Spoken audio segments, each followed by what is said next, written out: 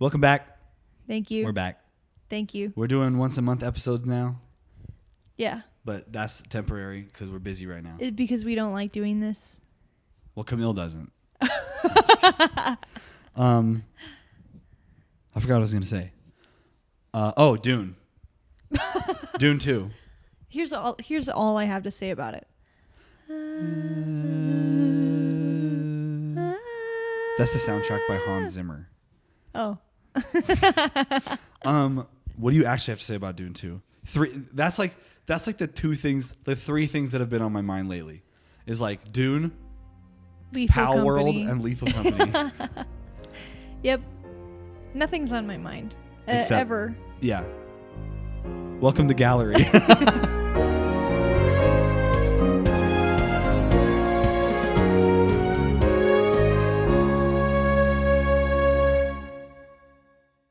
We got some good topics for you today. You don't know my topic. And we also don't have our nice cameras anymore. Because we... Keep that to yourself. What are you talking about today? I'm talking about How to Calm Your Anxiety Journal. By Lisa Kindred. Are you actually talking about that? No. What are you talking about? This is my shield so you don't see my paper. Fun fact, I wrote down all of my notes in a nice, neat Amazon Basics yellow notepad that technically was Camille's, so I guess this is my fault. But she was organizing her desk like she does once a year, and she ripped my notes out and threw them in the garbage. So there's like a grease stain right here, and they're all crumpled a little bit, but I got them. Wouldn't you do the same? I guess it was my fault since... I was like, oh, what is this You're crap? like, what is this? Rip. Throw it in the trash. I didn't even read it. I'm sorry. It's okay. So I'll read it now. What's the medium? What do you do? What's your category this episode? I'm doing a game. Really? Mm-hmm. Are you serious? Mm-hmm. That's why I'm hiding it from you. Because I know it. Yeah, you sniff it out. Really good, yeah. Just like I sniff out all the treats and sweets in our house. That's true. I do be stealing sweets from the cupboard. I literally will come home. Okay, Can you shut up? You're talking about a game. Mm-hmm. What game? Give me hints, because I bet I can Wait, guess am I it. going first? Yeah, you always go first. Okay. Yeah. We also switched places this time. Yeah. Because the lighting is better on that side, and we all deserve to see Camille's beauty in that Expose light. me, for real, Yeah. you know? Give me Sorry. a hint. Give me a hint as to what you're talking about. Okay. Wait, actually first, I want you to tell me what makes a good video game. What makes a good video game? Yeah. Obviously, that's subjective. But Try to be objective. I've always thought if a game is fun, then it's good. Now that's where it gets tricky because, you think of games like, let's see, like, I don't know, like some Pokemon games are not that good, but they're fun. Like Scarlet and Violet, I wouldn't call those like objectively good games, but you and I bought them both and we had fun with them. Yeah. And, there's tons of games that I like and I play that generally are not considered good, but they're fun. So what's like this objective standard that people consider good for games? Well, it's different for everybody. Sometimes if the game is AAA or has good graphics, then that automatically means it's good no matter what. Like if a game has good graphics, then it's infallible. Honestly, that's kind of how the video game industry works. I guarantee that if like games like Red Dead Redemption 2 or even like The Last of Us Part 2 or even the first Last of Us, if their graphics were not as good as they were, people would criticize the gameplay a lot more. But that's just my opinion, and I don't want to go off on a tangent. But that's one thing is like graphics are big. If it's AAA, that's big. If it's the sequel to a really good game, I mean, half of the reason why Tears of the Kingdom is a masterpiece is just because Breath of the Wild was a masterpiece. So... and then a lot of it comes down to like multiplayer. Lethal Company is rough around the edges, but it's so good because of the experiences that it has. And some games were masterpieces back then and considered like not as good now, like the original Metroid. I could go off, but that's kind of what I have to say. I know I gave you a lot there, but that was perfect. So like you said, there's a million different things to consider, especially in the world of video games. But consider this. Poptropica. Are you talking about Poptropica? Yeah. Poptropica is awesome. Why? Why do you think it's awesome? Poptropica, okay, I'm going to say this. Poptropica is awesome because it was nostalgic for me. And I would play it with my sisters all the time. And I would log on and I'd create a new profile because my web browser was old and wouldn't save anything. And we would just do all the islands for hours, and we would look up like stuff on like online and walkthroughs on how to get past certain islands. Do you want to explain what Poptropica is? Okay. So it is an online role-playing game developed by Pearson Education's Family Education Network. It's targeted towards children aged 6 to 15. It was also created by Jeff Kinney, the creator of Diary of a the Wimpy author Kid. of Diary of a Wimpy Kid. I learned that, and I think I had like a transcendent moment where I was like, is this the same guy? Yeah. Yeah. So he created Diary of a Wimpy Kid, and he's loved by the people. We love Jeff Kinney. We love Jeff Kinney because he made our childhoods happy. But this game, so it's really basically just you log on, you can create a little character, like it's a goofy looking character because it's just circles. They look like frogs. Yeah, they kind of do. And you can fly your blimp to little islands, and each island is themed after something. Like some of them were even themed after the Diary of a Wimpy Kid books. Yep. Or like Big Nate and stuff. Some of them are themed after like ancient Greece or like. There's like a superhero island. The superhero island. There's a spy island. There's a spy island. There's like, yeah. And the goal is for the kids to kind of find the problem and help fix the problem. Yeah. So it's a problem solving game. It's I would say it's like a puzzle game. Yeah. Most of it is like puzzle solving. Yep. In 2011, it was listed on Time Magazine's list of 50 websites that make the web great, where it was described as an inventive megabyte for kids with a wholesome and slightly educational bent. In 2012, the game had over 75 million registered users, and it has been released on Nintendo DS, iOS, and Android. Nice. So, in figuring out like what to say about this topic, because I was thinking about it lately. There's been a lot of buzz about it because Poptropica has switched to be hosted on Cool Math Games. Wasn't it going to shut down? It was going to shut down, and then Cool Math saved it or something. And it's now hosted on Cool Math Games, what is that called? Exclusively. It's a Cool Math Games exclusive, so take that, Sony. Sorry.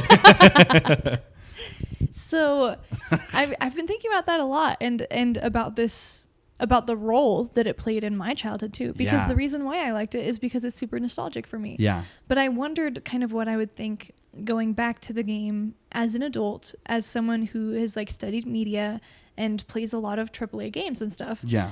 And it was so interesting because it's still really fun. And this is my experience. Like I went on the web and I looked at all these articles, and there was a lot of people who were like, oh, I did the same thing. Like I went back to Poptropica, and it's the worst because they took out all my favorite islands. They've changed it a lot. It's been changed a lot. You can't immediately customize your character. Yep. And it's very different. It's really interesting to see how modern gaming has influenced Poptropica, and how there's a subscription base. Subscription. There's some live service elements in here. Ooh, live service games. Yeah. By the way, I don't like live service games, but. But so a lot of people had a lot of issue with that, and they said this was fun when I was 10, but not anymore and stuff. Dang. But when I went back and played it, I had a ton of fun, and I played through 2 islands. Which ones? I played through 24 Karat Island. That's like the beginner one. And the Greek one. That's the best one. Shaylin, Emma, if you're listening, you know Mythology is the best one. Anyway, sorry, those are my sisters. But some islands that I wanted to talk about were the Cryptids Island. That one's really good. Time Tangled, the Superheroes, Shark Tooth Island. The superhero one is my favorite. Spy Island and 24 Karat Island. I spent so much time on these in my childhood, and I just like I kind of wanted to pose this question to you. Is the nostalgia factor for games something that you can really rate games on? Wow, this is a big discussion in gaming discourse. especially with like the Nintendo 64 era of games, because with the NES and the Super Nintendo and the Sega Genesis, that era of games, they had really tweaked and perfected that 2D sprite. It was difficult to find clunky games back then. The clunkiest game is like Kid Icarus and Metroid, which still play great. But the Nintendo 64 was new hardware, and it was really clunky. And so, honestly, a lot of games haven't aged the best. I'll be the first to say that as much of a landmark and as legendary as I think Ocarina of Time is, there are parts that haven't aged well. But people often rate games based off of the experience that they've had with them. And so when people think of, oh, is the Ocarina of Time good? They think back on the memories they've had, and they think back on, what the moments in the game that shocked them the most. They don't really think about, well, the slingshot controls in the minigame were a little janky. No, they don't. So to answer your question, I think it can be something to consider. I think that if we're talking about, your favorite game, then obviously nostalgia can totally play a part in that. But I think what you're trying to get at is more the objectivity of it. And that's hard to say. Mm-hmm. What do you think? Well, I was thinking about this a lot in preparation. Yeah. And I realized that the thing that's swaying me is that Poptropica was made for kids. Okay. And so I feel that the nostalgia factor is a completely a fully appropriate way to talk about this game. Because the kid-like feelings that you feel now were the intentional feelings that Poptropica was trying to bring out. And they're feelings that kids can still get from this game. Even if it has changed a little bit. Okay. It is still the educational and the fun game that it is. Wow, that's a really good point. I know. And so I was looking up why this was good for kids, why some games can be more good for kids and stuff. And I realized that how you move around in Poptropica, there's no controllers, there's no WASD, there's just a point and click mouse. Yep. And if you hold the mouse, you go. And it's in the arrow of wherever your mouse is pointing. It's so easy. It's extremely easy. And you don't even have to talk to NPCs necessarily. They just kind of talk to you. You're thrown into things. The language is very simple. Yep. There's not a death system. There's, if you fail something. I think there's very few islands where you actually die. But when you do, you just kind of sit down and then you go back to the beginning of the level. Mm-hmm. I was at the Mythology Island and I drowned. Which island? The Mythology Island. And I drowned. I was in Poseidon's castle and I drowned. And I just went back to the beginning of the level. No fault, Yeah. It's very, very kid friendly. And I was looking up. There is a blogger from 2018, Leona Henryson, that wrote an article on why Poptropica is so good for kids. And she had 5 points. She said, it's super entertaining. There's so many different games and islands and character creations. There are cool puzzles. It's something that can entertain both her and her kid at the same time. Yeah. Which not a lot of games give you the option to do. Totally. Like if you were to go, with your kid and your kid really wants to play Fortnite, there's only so much that a parent who doesn't know anything about gaming can do. True. But this is, this kind of game being easy for kids means it's also easy for anti-technology adults to pick up as well. Yeah. And I also think that, I kind of lost my train of thought. What was I going to say? It'll come to me. I think that this is a game that I would feel comfortable putting my kids on, and because I feel like it's kid friendly enough to make me okay with them playing it, no questions asked. But I think it's in depth enough and well designed enough to not be like Cocomelon, garbage, dopamine, farming garbage. Yeah. Because there's still educational things to it and stuff. The only reason why I know what a chupacabra is because of the Cryptids Island. I kid you not, I'm the same way. Exactly. It taught me a ton. It haunted me for months. Yeah. And it really did. It got me into other browser games. I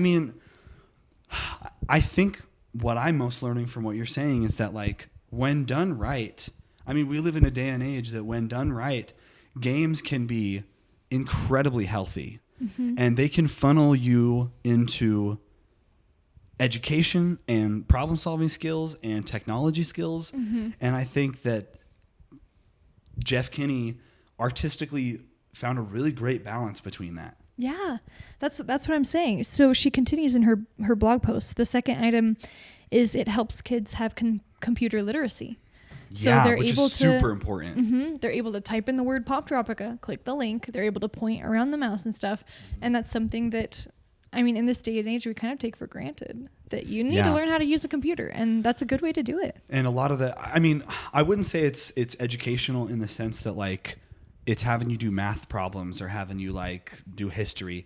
I think it's educational in the way that it helps kids use their motor skills really well, because you don't progress in the game by like learning combat controls or like learning to like how many iframes, like, you know, there's not super intricate gameplay systems that move the game forward, but there is like visual cues and key and lock systems and reading. There's tons of reading. And so when kids play, they're learning to do these things in a fun way that they're going to be doing their whole life. Exactly. Anyway, I feel like I keep interrupting you. No, that's great. Because that's the next point, is that it's fun to do together as a parent-child because some puzzles require reading comprehension. And like, think of the time-tangled island, and we've got Da Vinci, and we've got like the climbers from Mount Everest, and all of these like famous people and stuff, and you're helping get them the things that they need. And a child's little brain can be like, oh, I know who this goes to. We can go to them and bring it to them and stuff. Yeah. And that's such a cool, like, rewarding feeling for a kid to get and a parent to help with. Yeah, totally. Number 4, it's safe. Super safe. There's not like chats that you can put your own language in. You're not interacting with strangers in an unhealthy way. I feel like parents can just drop their kid on this game and leave them alone and not worry, which is also taken for granted today. And she said the last one is that it's free. It's 100% It's free to use. And maybe it's not what it was in its former glory. And I don't think it ever will be. Things change. Mm-hmm. I mean, Adobe Flash is gone. But it really was a special time. And it was fun for me as a kid to like finish whatever homework assignment I had and be one of the first kids to like go over and play Poptropica on the computers in class. Totally. And so I kind of want to close with what I wrote. I said one reason for the difference in impact may be that social media is primarily about marketing or comparing oneself to others, while gaming is generally about socializing with friends, solving a puzzle, or engaging in competition. Super true. And so I was just thinking, like, it's so cool to see what gaming can do for kids, especially in a digital environment where they can be bombarded with social media nonstop from like the moment they open their eyes, but there's still good ways to participate online. Yeah, it's tough because Bo Burnham has said, I love Bo Burnham, and he said that corporations and like social media companies are trying to colonize your time.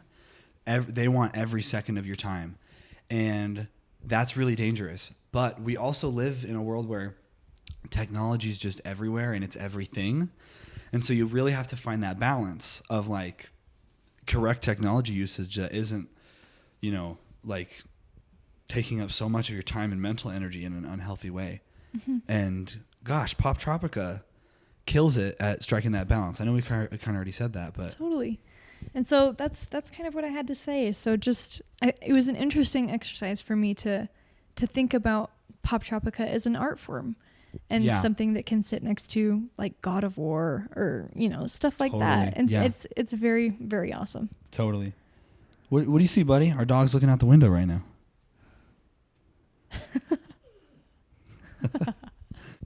Beautifully said. I know. Poptropica. Wow. A game I forget about a lot, but it is so important.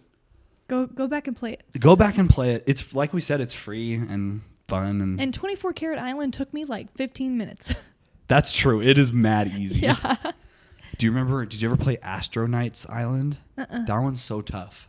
That one's like back in the golden age of Poptropica, that one was so tough. It was like the hardest one ever. Well, I would only play on Superhero Island because you could fly and yeah, like and a you could horse. like make your own superhero, and you could go to that like comic book store. And like my family was obsessed with the Spy Island, so much so that like every time we go to the dollar store, we'd be like, "Mom, get a spy gear, please." Yeah, what was it with like spy culture as like a kid? Spy Kids, man. Spy Kids and like spy gadgets at the Every freaking kid wanted to Scholastic be Book a Fair. spy. Yeah, right, dude. They'd be like invisible ink And like special and, glasses, like, night vision goggles, a journal that has a lock on it. Yeah, like for my log notes or whatever. I'm glad that we all had the same childhood at the book fair. All right, what is this? The History Channel? What is this? 60 Minutes with freaking Joe Biden? All right, sorry.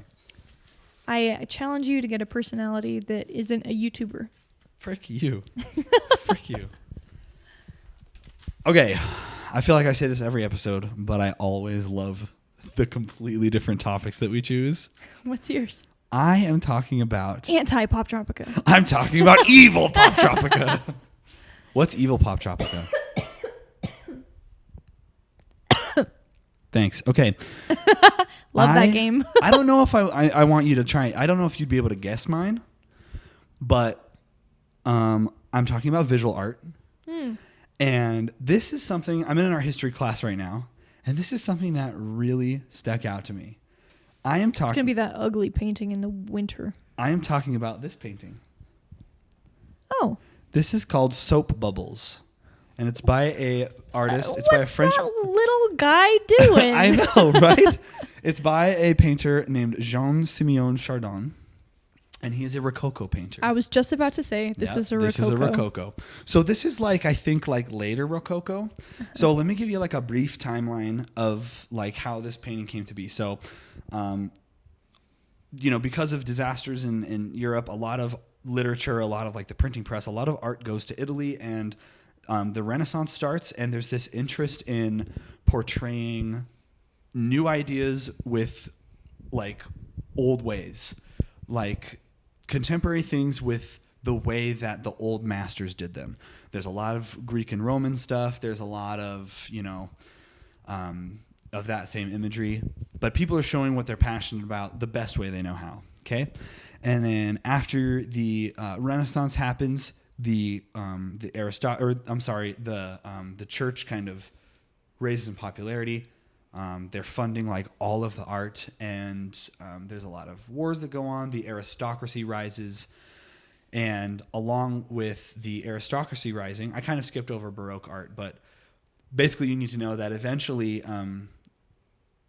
during the Renaissance, and the Reformation, there's kind of this area where people are like, no art, it's against religion, it's against what we believe. And then people clap back with like, well, we're just going to make even more art. It eventually evolves into the aristocracy being the main patrons of art.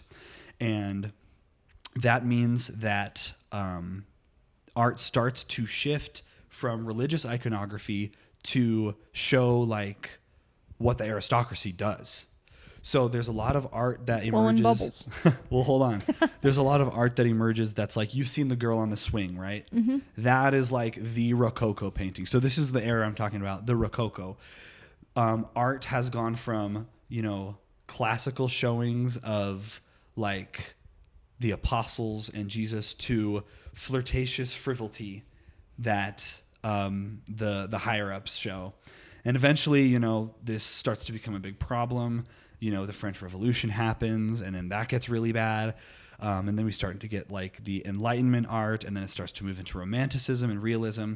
But Rococo was this time period where people kind of really started to be like, what if we didn't paint religion? And they started to, and the reason for that change of mindset is the main patrons of art started to be kings and queens and rich people rather than religious leaders. And so it's interesting to see the church kind of moving away from like cultural stuff, and there was still religious art. But anyway, the point that I'm trying to make, Rococo art was chill and kind of embodied like a lack of humility. Like, oh, look how much stuff we have. Look how rich we are. Which is interesting because in the later years of the Rococo, I think there was a point in the Rococo where artists like Vermeer were starting to, I think it's Vermeer, were starting to show like more everyday life, kind of not quite realism. It was still embellished to a degree, but they were really interested in showing the nobility of the workforce. Oh no, not peasants. And they started to explore maybe a great way to worship God is to just work hard in your own sphere. And so with like Vermeer's paintings, you see a lot of women like just working in their houses and like sewing things and talking with people. And so there's this period of Rococo art where there's kind of this not like frivolity, but more like restraint and, you know, serenity and like the importance of like everyday life, like putting your shoulders to the wheel and stuff. So now that's the History Channel.